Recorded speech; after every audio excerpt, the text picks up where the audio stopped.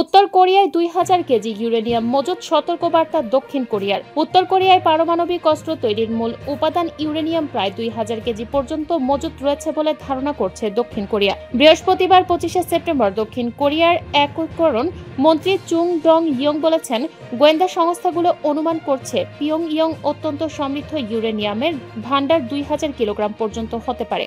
তিনি সাংবাদিকদের বলেন, বর্তমানে উত্তর কোরিয়ার ইউরেনিয়াম সেন্ট্রিফিউজ 4টি স্থানে সক্রিয় রয়েছে।